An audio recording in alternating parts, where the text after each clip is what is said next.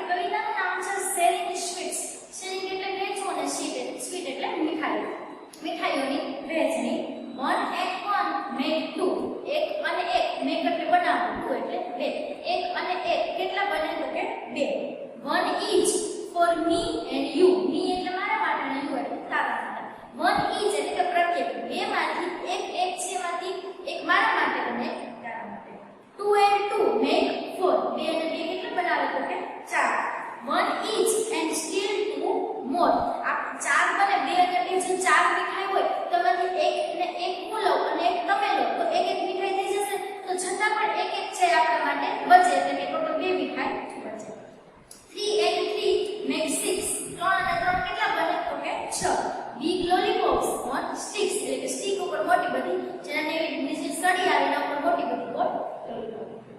4 and 4 make 8. 4 અને 4 કેટલા થાય તો કે 8. jalebies and burfis on the plate એટલે કે જલેબી અને બરફી ક્યાં રાખી છે તો કે થાળીઓમાં રાખી છે. 5 and 5 make 10. 5 અને 5 10 થાય. let's count them all again. ચાલો છે બધાને આપણે એક પછી એક રીતે ગણીએ. સરસ મજાનું કાવ્ય છે. એના પછીની કાવ્ય પરની એક્ટિવિટી છે કે આપેલા અંક માટે કાવ્યમાંથી યોગ્ય શબ્દ શોધીને લખો. કાવ્યમાં ન હોય તે શબ્દ તમારા શિક્ષક પાસેથી જાણો.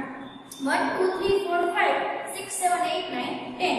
જો પેલા આપણે અંક કરેલો છે આ રીતે 1 તો આ છે 1 માટે કાવ્યમાં શું આપેલું છે તો કે O N E. કાવ્ય તો તમારે O N E એવી રીતે ફક્ત સ્પેલિંગ જ લખવાનો છે. એવી રીતે જે અંકમાં તો આપ્યા છે એના માટે T W O એવી રીતે 3 4 5 થી લઈને 10 સુધી લખવાનું છે. જે તમને 1 to 100 ના સ્પેલિંગ છે એમાં જ આપી કર્યું છે. તો એક્ટિવિટી તમારે જાતે કરવાની રહેશે.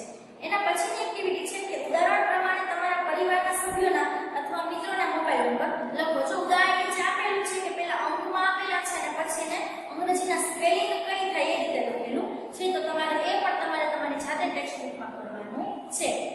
હવે એનાથી થોડું વધારે રિવિઝન થાય એ માટે જે આપણે સાદી પોથીમાં આપેલું છે નંબર્સ આપેલા છે અહીં 1 થી 20 ના નંબર્સ છે અને અહીં 10 4 7 9 2 5 8 1 3 6 20 1 4 40 17 19 12 15 18 11 13 ને 16 આ રીતે અંક આપેલા છે.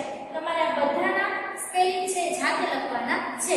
અને સાદી પોથીમાંથી હું તમને એક સરસ મજાની ઇમેજ છે તમને કરીમાં મોકલીશ. હવે એના પછી આપણે થોડું 1 થી 20 નંબર જે શીખી ગયા છે એનાથી થોડું એડવાન્સમાં શીખવાનું છે. હવે આપણો જે મેઇન ગ્રામરનો ટોપિક છે તે છે હાઉ મેની. જે આપણે પહેલા જે શીખી ગયા છીએ કે હાઉ મેની એટલે કે કેટલા. જ્યારે આપણને જવાબમાં કોઈ ગણી શકાય એવા અંક મળતા હોય તો તે કેટલા છે તેના પ્રશ્ન પૂછવા માટે આપણે જેમાં હાઉ મેની નો ઉપયોગ થાય છે. જો સૌથી પહેલું છે કે how many apples are there તો કાઉન્ટ કરવાના 1 2 3 4 5 6 7 8 9 10 11 12 13 14 15 16 અને બે ઓપ્શન આપેલા છે એમાં લખ્યું છે કે 15 એપલ્સ કે 16 એપલ્સ. 16 છે તો આપણે 16 એપલ્સ એ રીતે જવાબમાં લખી નાખીશું.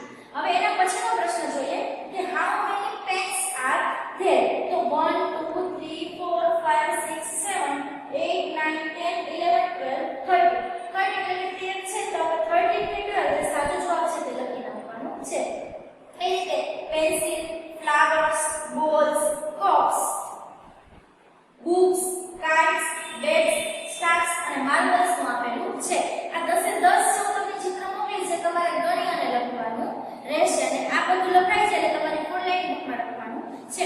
એની સાથોસાથ જો તમને કોઈને સ્પેલિંગ આના જેટલા પણ સ્પેલિંગ આપ્યા છે જેમ કે એપલ એટલે સફરજન, પેન એટલે કે કલમ, પેન્સિલ એટલે કે પેન્સિલ, ફ્લાવર એટલે કે ફૂલ, બોલ એટલે કે દડો, કપ એટલે કે પ્યાલો, બુક એટલે કે પુસ્તક, કાઇટ એટલે કે પતંગ, બેટ એટલે કે બેટ, સ્ટાર એટલે કે તારા અને બોલ માર્બલ એટલે લખોટીઓ.